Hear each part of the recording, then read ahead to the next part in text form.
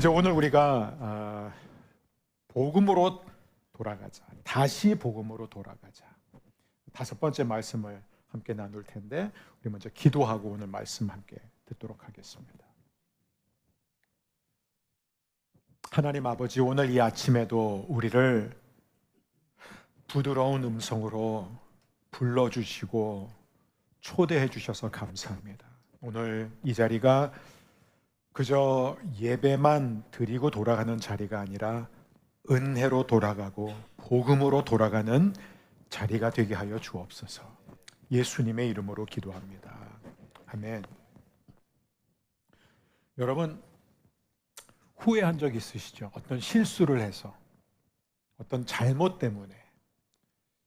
부모로서는 자녀들에게 화를 참지 못하고 화를 내면서 내뱉은 말 때문에 다 후회한 적이 있을 겁니다. 부부 사이에서도요, 감정이 격해졌을 때 결국 내가 내뱉은 어떤 말이나 행동 때문에 배우자에게 상처를 주고, 친구 관계에서도 그렇고요, 교회 안에서 성도들 사이의 관계 속에서도 우리는 얼마든지 순간 이기적인 선택을 하거나 아니면 상대방을 충분히 배려하지 못하면서 말을 하고 행동함으로써 관계가 껄끄러질 수도 있습니다. 아마 우리 다 친구 사이에서도 우리의 잘못된 선택 때문에 그 관계가 멀어지고 심지어 깨지는 그런 경험을 한 분들도 있을 것이에요.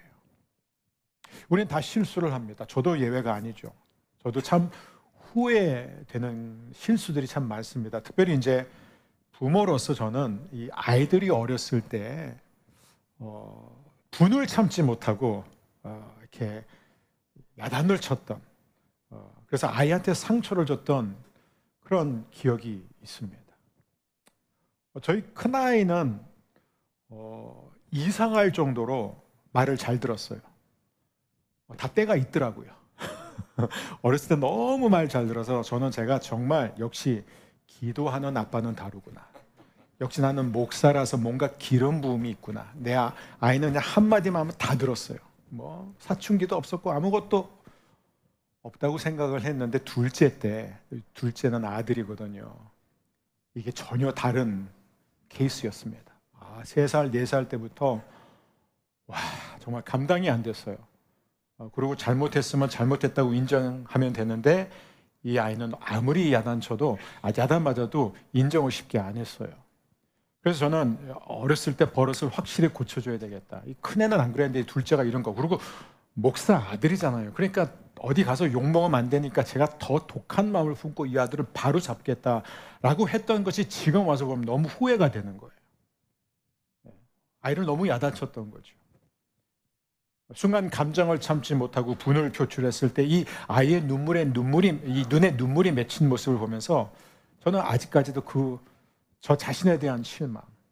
그때는 그게 이제 최선이라고 생각했는데 이제 와서 보니까 그게 최선이 아니었던 것이죠.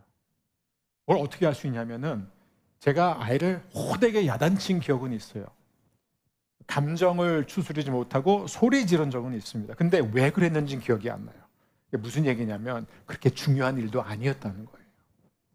그렇게 큰 일은 아니었는데 우리는 이제 이 아이의 버릇을 고치겠다고 이렇게 야단치고 아이에게 상처를 줄 때가 많습니다. 여러분, 우리는 다 실수해요. 모든 부모, 아마 우리 교회에 다니는 분들 중에서 부모로서 나는 자녀를 키우면서 한 번도 후회되는 말을 한 적도 없었고 한 번도 제 감정을 컨트롤하지 못한 적이 없습니다. 와우, 그러면 대단하시겠지만 그런 분은 없어요. 그죠? 없습니다. 아무리 좋은 부모도, 아무리 훌륭한 부모도, 완벽한 부모는 있을 수가 없죠. 부모와 자녀 관계뿐만 아니라 우리는 다 부부 사이에서도 실수를 많이 하죠. 그리고 직장에서도 우리는 갈등 일으키게 됩니다. 상사와의 관계도 그렇고 동료와의 관계도 그렇고 또 직원과의 관계 안에서도 우리는 부딪히는 일들이 참 많이 있습니다. 근데 우리는 다 그렇게 실수를 하는데 문제는 뭐냐면 우리가 실수를 했을 때 관계 안에서뿐만 아니라 우리의 인생에 있어서 우리가 후회되는 사건은 오래전에 일어났어요, 이미. 하지만 문제는 뭐냐면은 그 사건으로 인해서 내가 후회하는 일, 그리고 상대방이 받은 그 상처는요, 계속해서 우리의 마음을 짓누른다는 것이에요. 우리의 마음을 슬프게 하고 계속해서 우리 안에 후회로 남고, 그리고 때로는 정죄감으로 우리에게 계속해서 죄책감으로 남아 있게 된다는 거예요. 자, 그럴 때 우리는 어떻게 해야 되느냐? 우리는 다 실수라고, 우리는 다 잘못을 합니다. 심지어 우리는 하나님 앞에서 늘 실수라고 하기에는 너무 자주 우리는 죄를 짓죠. 하나님의 뜻이란 걸 알면서도, 우리는 알면서도 그 선택을 하고 그런 결정을 내리면서 때로는 인정도 하지 않아요. 하나님께 돌이키지도 않을 때가 참 많습니다. 그래서 우리에게 가장 중요한 질문은 무엇이냐면, 내가 실수라고, 내가 잘못을 저지르고 내가 올바르지 않은 죄를 지었을 때, 그러면 우리에게 가장 먼저 던져야 할 질문이 무엇이냐면, 그럼 나는 어떻게 이 실수를 만회할 수 있을까?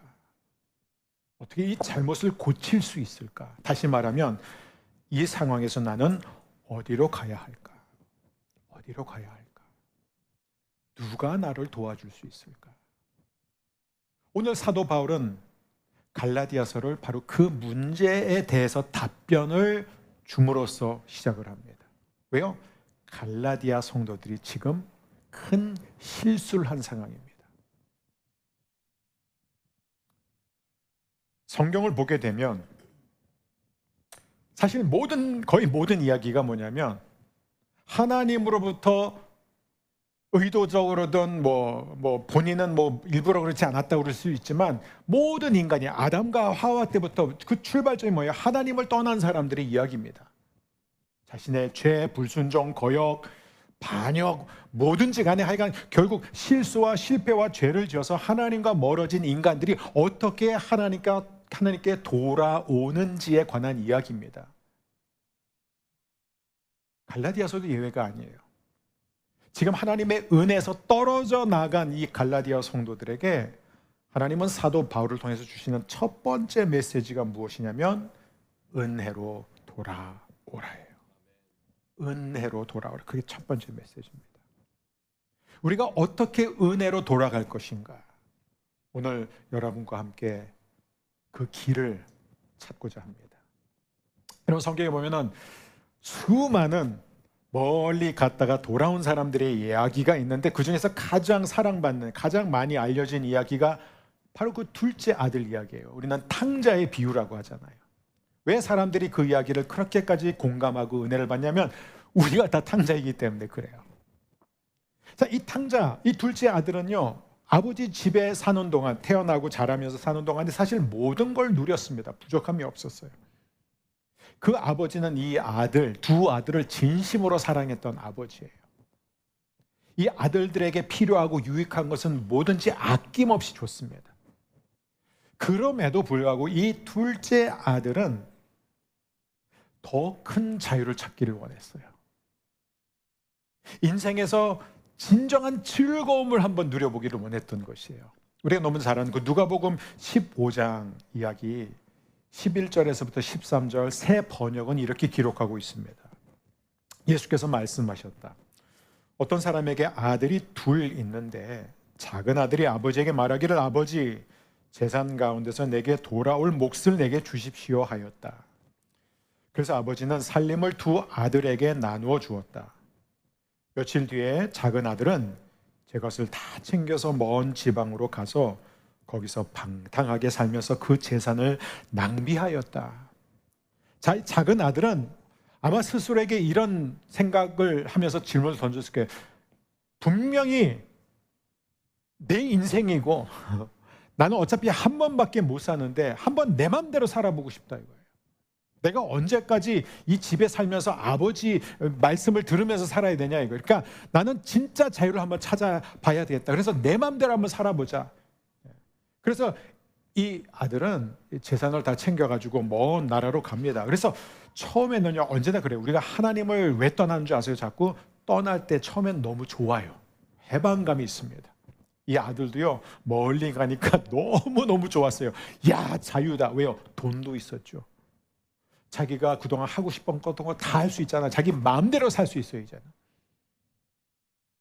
그런데 문제는 뭐냐? 이 자유는 결코 오래 가지 않는다는 거예요. 처음에는 굉장히 자유로울 것 같고 정말 그 길에는 행복이 있을 것 같지만 오래 가는 법이 없습니다. 14절과 15절입니다. 그가 모든 것을 탕진했을 때 그 지방에 크게 흉년이 들어서 그는 아주 궁핍하게 되었다. 그래서 그는 그 지방의 주민 가운데 한 사람을 찾아가서 몸을 의탁하였다. 그 사람은 그를 들러 보내서 돼지를 치게 하였다. 자, 이 아들은 결국 모든 것을 잃었고 바닥을 치게 되었습니다. 돼지를 치는 인생을 살게 된 거예요.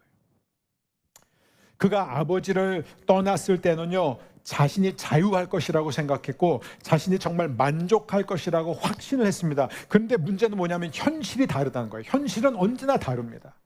현실은 뭐예요? 외로움과 배고픔과 후회와 절망뿐이라는 거예요. 이것이 바로 하나님을 떠난 인생의 특징입니다. 혹시 여러분도, 제 자신도 예외는 아니에요. 정말 나는 이러한 자유를 찾겠다. 나는 진정한 자유를 찾겠다. 나는 인생의 참된 의미와 보람을 한번 찾아보겠다. 내가 인생의 즐거움을 찾아보겠다라고 찾아 나선 적이 있습니까? 아마 우리는 다 있을 것입니다. 그래서 우리는 죄를 죄라는 것을 알지 못하는 거예요. 여러분, 죄라는 게 뭐냐면 나쁜 짓을 하는 게 죄가 아님을 우리는 이미 여러 번 배웠습니다. 죄라는 것은 하나님의 뜻에서 벗어나는 거예요. 즉, 죄라는 것은 내가 내 인생의 주인이 되는 거예요. 내가 원하는 대로, 내가 보기에 선한 대로, 최선의 방법으로 우리가 가는 그것이 우리를 행복하게 만들 것 같았지만 실제로 그 길을 가보면 우리가 무엇을 경험하게 되면 오히려 처음에는 좋았지만 가면 갈수록 비참하고 공허한 마음뿐이라는 것을 우리는 경험했을 것입니다. 하나님을 떠나는 것이 굉장히 자유로울 것 같았지만 결국 하나님을 떠나고 말씀에서 떠나고 하나님이 원하시는 그 삶에서 떠났을 때 우리는 어떤 의미에서 더 큰 노예가 되는 것을 또 경험했을지도 모릅니다. 내 방식대로 살아가는 것이 그때는 가장 좋은 길 같았지만 남는 것은 상처와 후회뿐이라는 거예요. 제가 이렇게 성공한 분들, 이렇게 신앙 안에서도 성공했지만 신앙으로 인해서 또 이렇게 재정적으로나 이렇게 사업 면에서 커리어에서 성공한 분들과 이야기를 나누다 보면 이분들이 공통적으로 하는 게 뭐냐면 본인이 계획했던과 달리 하나님이 다른 길을 인도해 주셨다는 거예요. 언제나 그분들의 삶을 공통점이 뭐냐면 이거를 계획했는데 하나님이 막으셨다는 거예요. 그래서 정말 절망할 수밖에 없었고 다 끝나는 것 같아 보였지만 하나님은 또 하나의 피할 길을 내주셨고 그 길을 갔더니 하나님이 기대하지 않았던, 예상할 수 없었던 더 큰 축복을 주셨다는 것이 믿음의 사람들의 공통적인 간증입니다. 하나님이 하셨기 때문이에요. 여러분, 탕자의 모습이 바로 우리의 모습이라는 거예요. 우리가 다 뭐 육신의 부모님의 집을 떠나서 뭐 재산을 뭐 상속받아서 도망가고 그렇지 않았더라도 우리는 하나같이 영적 탕자입니다. 왜냐하면 우리는 다 하나님을 떠난 경험이 있고 그리고 자주 떠납니다. 모르겠어요. 어떤 분은 오늘 이 아침에도 자신이 볼 때 나는 지금 하나님을 떠난 상태라고 생각할 수 있습니다. 여러분, 우리는 왜 하나님을 떠나죠? 이유는 하나입니다. 인간이 하나님을 떠나는 이유는 딱 하나예요. 죄를 지었기 때문이에요. 인간은 죄를 지으면요, 본능적으로 뭘 해요? 숨어요. 감춥니다. 어렸을 때, 여러분 어렸을 때 기억해 보세요. 부모님하고 아무리 사이가 좋아져 여러분이 뭔가를 잘못하면 어떻게 되죠? 그 다음부터는 부모님하고 마주치는 게 굉장히 부담스럽습니다. 저도 그 경험을 많이 했어요. 집에서 공을 차지 말라고 했는데 부모님 나가시면 공을 찼습니다.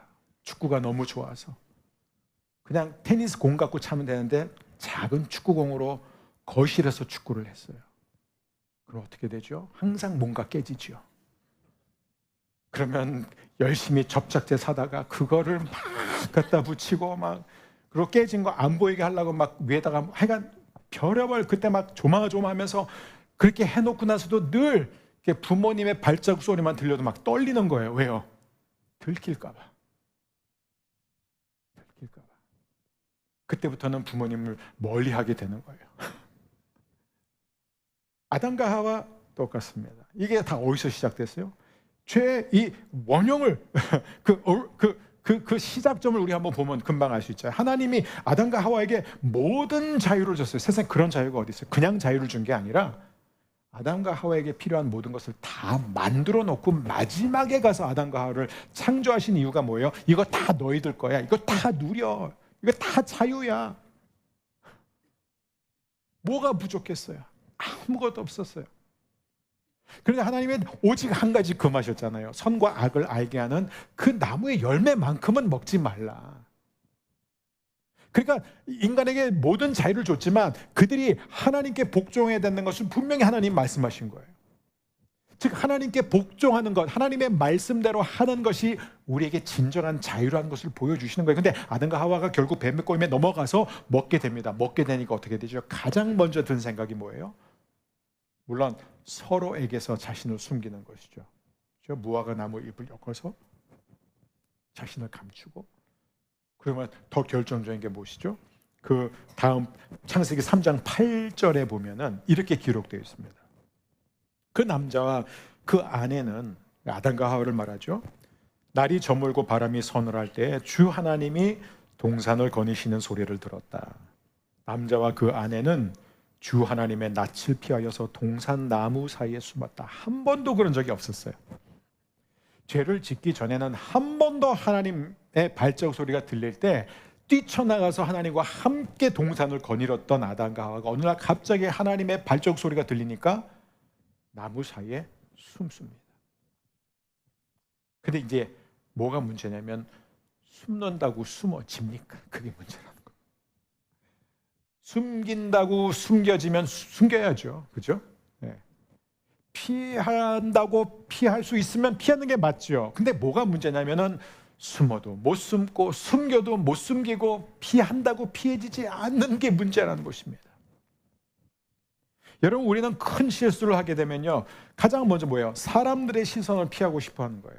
여러분, 교회에서 상처를 받게 되면요, 가장 먼저 어떤 생각이 드는지 아세요? 아, 예배 드리기 싫어. 이렇게 딱 됩니다. 하나님 앞에서 우리가 죄를 짓게 되는 순간, 여러분, 기도는요, 되게 부담스럽게 돼요. 여러분, 제일 하기 싫은 게 기도예요. 혹시 여전히 만약에 나는 나 기도 한번 하는 게 너무 힘들어, 이런 분들은 아직 하나님 앞에 지금 뭔가 죄로 지금 가로막혀 있다는 것을 아셔야 됩니다. 왜냐하면요, 기도를 할 때 내가 정말 하나님 앞에 당당히 가서 아버지 나 이거 주세요라고 하면 하나님이 안 들어주실 것 같아요. 죄를 지으면 하나님께 야단 맞을 것 같아요. 그러니까는 기도가 너무 힘들어요. 왜냐하면 지금 내가 죄를 졌는데 이 죄를 어떻게든 만회를 해야 되잖아요. 회개도 충분히 해야 되고, 그 다음에 회개뿐만 아니라 회개에 걸맞는 어떤 열매를 맺어야 뭔가 이렇게 내 죄를, 내 잘못을, 내 실수를 상쇄할 만한 어떤 거를 해야 그 다음에 하나님이 우리를 들어주실 것 같은 그런 부담을 가지니까 아예 기도 자체가 버거운 거예요. 그런데 이게 얼마나 잘못된 것인지 모릅니다. 우리는 이미 그 기도에 대해서, 하나님이 기뻐하시는 기도에 대해서 블레싱 2024 때 작년 우리가 연초에 배웠습니다. 기억이 안 나는 분들은 다시 한번 들어보십시오. 하나님이 정말로 기뻐하시는 기도가 뭐예요? 우리 안에 없는 것으로 기도한 게 아니라, 또 우리 안에 있어야 하는 것으로 기도한 것이 아니라 그대로 우리 안에 있는 것을 하나님 앞에 드리는 것이 하나님이 응답하시는 기도입니다. 그래서 우리는 언제든지 기도할 수 있어요. 여러분, 시험에 들어서 여러분 교회를 다니다 보면, 정말 이런 일이 없었으면 좋겠지만 교회를 다니다 보면, 그리고 정말 사람들하고 더 교제를 하다 보면 어쩔 수 없이, 왜요? 우리는 다 죄인이기 때문에, 우리는 다 치우쳐 있고 다 부족하기 때문에 서로 상처를 주고 받게 되어 있습니다. 자, 그럴 때 사탄은 어떻게 우리를 공격하느냐면, 정말 이 교회 문턱조차 넘기 싫은 마음을 줘요. 그게 인간의 본능이라는 것입니다. 왜요? 내가 뭔가를 잘못하면 내 잘못이 들통날까 봐, 들킬까 봐, 하나님조차 나를 받아주지 않을 것 같아가지고, 그래서 우리는 스스로 관계를 끊고 하나님과 멀어진다는 것입니다. 여러분, 우리가 오늘 기억해야 되는 것은 숨는다고 숨어지느냐 아니라는 거예요. 왜요? 왜냐하면 우리 하나님이 어떻게 하셨죠? 아담과 하와가 숨어 있습니다. 하나님이 동산에 오셨어요. 숨어 있는 거 보고 그냥 가셨을까요? No. 하나님은 아담아, 바로 그 다음 절 3장 9절 아담아 어디 있느냐. 여러분, 그거는 아담을 찾는 질문이 아니에요. 아담이 어디 있는지 몰라서 하나님이 아담아 너 지금 어디 있어? 이런 것도 아니고, 또 하나, 너 이놈 새끼 너 죄져 놓고 지금 어디에 지금 숨어서 나 빨리 나와! 빨리 나오지 못해? 하나 둘 셋, 이게 아니라는 거예요. 비난도 아니고 정죄도 아니고, 아담아 내가 어디 있느냐라는 이 질문은 나는 내가 어디 있는지 안다. 그러니까 내게로 오라라는 거예요. 은혜의 초대입니다. 은혜의 초대예요. 지금도 늦지 않았다. 지금이라도 너의 죄를 인정하고 내게로 나오면 된다라는 하나님의 초대예요. 그런데 아담과 하와는 하나님이 두려웠어요. 하나님 앞에 서는 게 너무너무 두려웠습니다. 왜요? 하나님 앞에 잡히게 되면은 벌 받을까 봐 무서웠던 거예요. 준비가 안 됐었던 것입니다. 여러분, 그게 지금 갈라디아 성도들의 상태예요. 지금 갈라디아의 지역의 이 성도들이 지금 은혜에서 떠났어요. 바울이 그들에게 전한 그 복음에서 떠나서 다른 복음, 즉 거짓 복음을 받아들인 상태입니다. 그들 가운데 일부는 이미 할례를 받기 시작했습니다. 그래서 사도 바울이 뭐라고 그러죠? 너희가 어떻게 이렇게 빨리 복음에서 떠날 수 있는지 나는 정말 너무너무 놀라웠다, 이런 얘기를 합니다. 사도 바울이 그들에게 하는 얘기를 좀 우리가 보면 좋을 것 같아요. 자, 갈라디아서 1장 6절에서 사도 바울이 이렇게 말합니다. 여러분을 은혜 안으로 불러주신 분에게서 여러분이 그렇게도 빨리 떠나 다른 복음으로 넘어가는데 나는 놀라지 않을 수 없습니다. 한글은 이렇게 번역이 되지만 충격에 빠졌다는 거예요. 너무너무 큰 충격에 빠졌습니다. 바울의 심정은 지금 마치 자기의 자식을 잃은 것처럼 부모의 그 너무 말할 수 없는 고통스러운 찢어지는 그 아픔을 경험하고 있었습니다. 갈라디아서 3장 1절은 또 이렇게 씁니다. 어리석은 갈라디아 사람들이요, 예수 그리스도께서 십자가에 못 박히신 모습이 여러분의 눈앞에 선한데 누가 여러분을 홀렸습니까? 갈라디아서 4장 11절입니다. 내가 여러분을 위하여 수고한 것이 헛될까 염려됩니다. 우리 하나 더 볼까요? 갈라디아서 5장 4절 우리 함께 읽겠습니다. 율법으로 의롭게 되려 하는 사람은 그리스도에게서 끊어지고 은혜에서 떨어져 나간 사람입니다. 여러분, 지금 바울이 왜 이렇게 마음이 아픈 줄 아세요? 지금 말하고 있잖아요.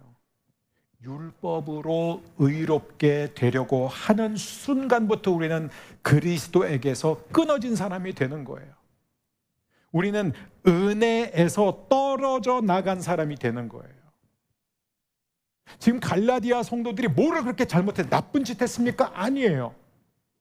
그저 하나님을 더 기쁘시게 하려고 이 유대주의자들의 이 가르침을 들어보니까 이게 되게 설득력 있어요. 예수님도 유대인이었어요. 그러니까 예수님이 지켰던 그런 율법들도 우리가 지키는 게 맞지 않냐 이거예요. 우리도 할례를 받고 우리도 안식일을 지키고 정결 예식을 지키고 유대인들의 코시 음식도 우리가 다 지키고 그래서 절기도 지키고 우리가 이런 것들을 좀 힘들지만 노력해서 그렇게 함으로써 우리가 하나님 앞에 더 의롭게 되고 하나님 우리를 더 기쁘게 봐주시고 하나님 우리를 더 축복해 주시기 위해서 이렇게 열심히 아픈 것 힘든 것도 했는데 그게 뭐가 그렇게 잘못이에요? 왜냐하면 그들이 그렇게 하는 순간 그들은 그리스도에게서 끊어지기 때문이에요.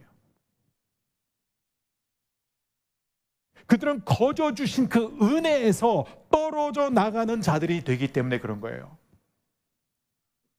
여러분, 이게 뭐랑 똑같은 줄 아세요? 내가 죄를 졌어요.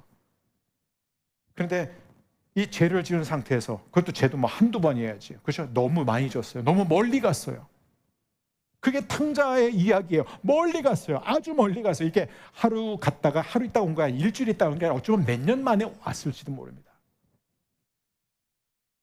멀리 갈 만큼 갔어요. 다 탕진했습니다.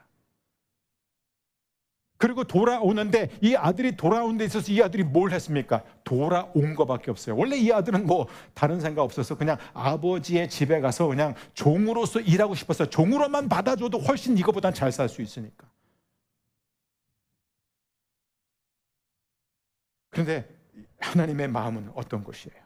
여러분, 바울의 이 대답을 한번 들어보십시오. 지금 바울이 갈라디아 성도들에게 보내는 첫 번째 메시지가 뭐예요? 은혜에서 떨어져 나간 이들에게, 그리스도에게서 이미 끊어진 이들에게 바울이 그들에게 전하는 메시지는 첫 번째, 복음으로 돌아가라. 그 첫 번째 걸음이 뭐냐?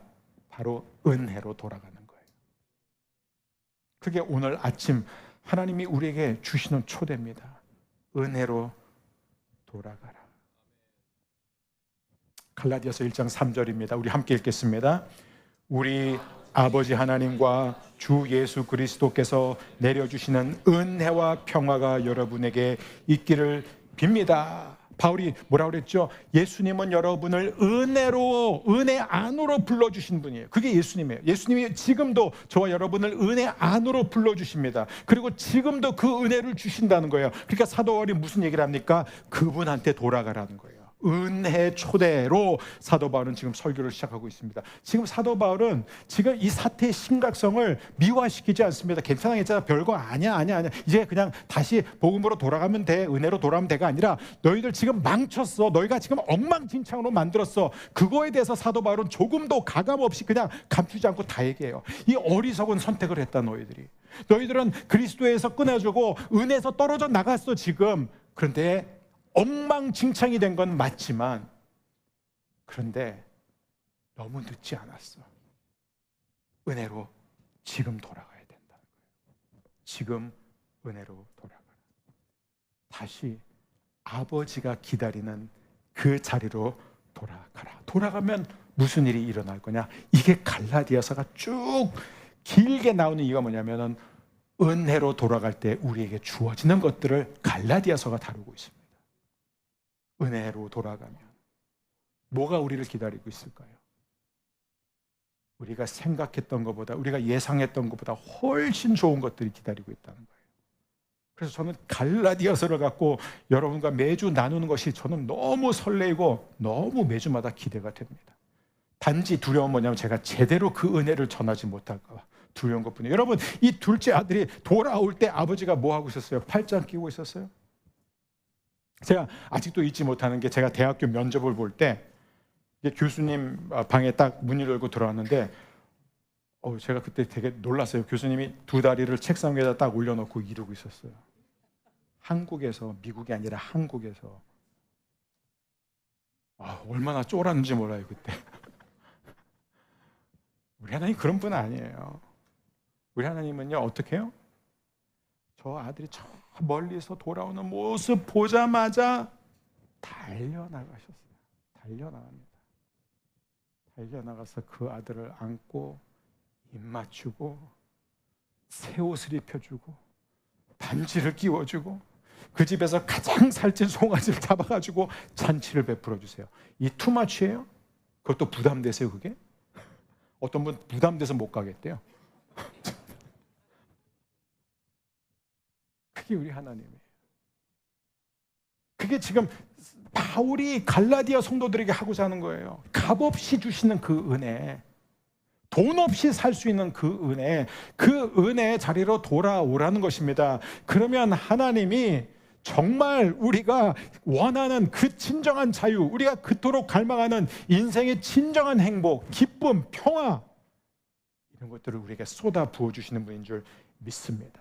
그게 바로 갈라디아서의 메시지. 오늘의 핵심은 이것입니다. 이게 바로 하나님 아버지의 마음이라는 것입니다. 여러분, 지금 어떤 생각을 하고 있든지 간에, 여러분, 어쩌면 여러분들 가운데 나는 지금 너무 멀리 왔어. 내가 지금 예배를 드리고 있지만, 내가 기도는 하고 있지만 내 마음은 너무 하나님과 멀어져 있어. 그런 분들이 계실 거예요. 아니면은 굉장히 하나님을 열심히 믿다고 노력을 하지만 여러분 마음에 정죄의식이 있고 죄책감이 있고, 난 이 정도밖에 안 되는데 과연 하나님이 나를 기뻐하실까? 과연 하나님이 나를 받아주실까? 내가 오늘 기도 드린다고 해서 하나님 과연 그 기도를 들어주실까?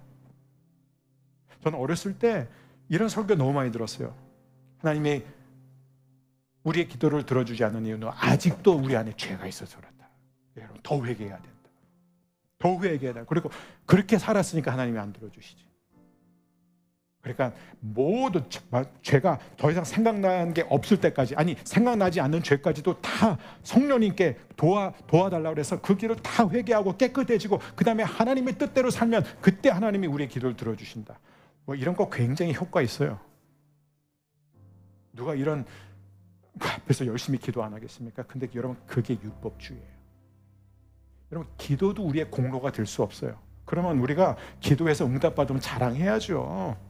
얼마나 내세워야 돼요. 내가 죄도 없고 죄도 안 지었고 회개 다 했고 하나님의 뜻대로 살았으니까 하나님이 내 기도 들어주셨다. 이렇게 돼야 돼요. 그게 기독교예요. 그거 기독교 아니에요. 오늘 이 메시지는 이것입니다. 내가 더 이상 우리가 잘못했을 때 환경 탓하지 마세요. 우리 부모님이 날 그렇게 키웠기 때문에 나도 우리 자식한테 그런데 어쩔 수 없어요. 그렇게 말하지 마세요. 나는 부모님한테 사랑받은 적이 없기 때문에 난 원래 이래. 아니면 난 기질이 원래 그래. 난 원래 그렇게 타고난 사람이야. 환경이 그랬는데 어떡하라고. 나는 그런 불리한 조건 속에 있었기 때문에, 남들이 다 그러는 환경 속에 내가 있었기 때문에 나같이 고약한 상사를 만나봐. 너도 그렇게 되지. 우리는 정말 얼마나 많은 변명과 핑계거리를 찾는지 모릅니다. 자꾸 부정하고 숨기고 도망가고 피하고 싶은 거예요. 그렇게 하지 마세요. 지금이든 여러분, 앞으로 언제든 여러분이 실수를 했을 때, 여러분이 멀리 갔을 때, 하나님의 뜻에서 벗어날 때, 여러분, 오늘 하나님이 주신 말씀이 항상 여러분의 마음을 두드렸으면 좋겠습니다. 은혜로 돌아가라. 은혜로 돌아가. 늦지 않았다. 하나님은 절대로 우리가 너무 멀리 갔다라고 말씀하시지 않으십니다. 돌아가면. 여기 핵심 뭔지 아세요? 방향을 틀고 하나님께 돌아오는 순간 하나님은 우리에게 달려오신다는 거예요. 그게 갈라디아서의 메시지입니다. 하나님은 우리에게 달려와서 안아주시고 입 맞춰주시고 새 옷을 입혀주시고 반지를 끼워주시고 풍성한 잔치를 베풀어 주십니다. 오늘 이 자리가 저와 여러분의 내면과 우리의 가정과 이 나라 이 민족과 열방 가운데 회복의 역사가 일어나는 그런 자리가 되기를 주의 이름으로 축원합니다. 우리 이 시간에 왜 하나님이 그렇게 한 줄 아세요? 제가 제일 중요한 한 절을 빼먹을 뻔했어요. 5절이에요. 1장 5절 함께 읽겠습니다. 영광이 그에게 세세토록 있을지어다. 아멘. 여러분, 우리가 율법을 통해서 하나님의 계명을 지킴으로써 하나님을 영화롭게 한다면 하나님 영광 못 받아요. 내가 영광 받아야죠. 내가 다 지켰는데, 내가 다 했는데. 근데 우리는 실수하고 우리는 하나님의 계명을 지키지 못했음에도 불구하고 하나님께 나아갈 때 하나님이 우리를 받아주시고 하나님이 우리를 안아주시고 하나님이 우리에게 이 모든 것을 부어주신다면 누가 영광 받아요? 하나님이 영광 받으시는 거예요. 그럴 때 저와 여러분의 삶이 변화될 줄 믿습니다. 우리 시간에 함께 자리에서 일어나셔서 허리가 불편하거나 앉아서 하기를 원하는 분은 앉아 계셔도 괜찮습니다. 자유롭게 하시면 좋겠어요. 우리 시간에 함께 찬양을 불렀으면 좋겠습니다. 여러분, 이제 이 찬양을 부르기 전에 여러분 한 가지 기억했으면 좋겠어요. 우리가 그래, 오늘 설교의 적용은 이거구나. 은혜로 돌아가자. 하나님께로 돌아가자. 그래, 돌아가자. 그렇게 적용하지 않았으면 좋겠습니다. 왜냐하면 어차피 우리의 힘과 우리의 의지로는 하나님께 못 돌아갑니다. 세상에서 제일 힘든 게 뭔지 아세요? 죄인이 하나님께 돌아가는 거예요. 하나님이 저와 여러분을 부르셨기 때문에 돌아갈 수 있는 거예요. 그래서 오늘 우리가 하나님께 돌아가려면 여러분이 먼저 분명히 하나님이 여러분을 부르시는 것을 들을 수 있어야 됩니다. 그래서 우리가 오늘 그거 기도했으면 좋겠어요. 성령님, 우리의 마음, 우리의 생각 새롭게 하여 주옵소서. 우리의 믿음의 눈을 열어주시고 믿음의 귀를 열어주셔서 우리 하나님께서 지금 오늘 이 말씀을 통해 내 이름을 부르시는 것, 내 아들아, 내 딸아, 돌아오라. 은혜로 돌아오라. 내가 너를 기다리고 있다. 내가 돌아오기만 하면 나는 너에게 달려가서 너를 안아줄 것이다. 우리가 그 음성 듣기를 원합니다. 하나님, 우리가 아무리 멀리 갔어도 하나님은요, 우리가 얼마나 멀리 갔는지 모르고 부르시는 분이 아니에요. 다 아세요. 우리가 고백하지 않은 죄 다 아세요. 다 알고도 우리를 부르시는 거예요. 오늘 이 자리가 저와 여러분이 다 그 은혜의 자리, 그 은혜의 임재로 들어가는 자리가 되었으면 좋겠습니다. 우리 함께 이 찬양을 부른 후에 함께 기도하며 나가길 원합니다.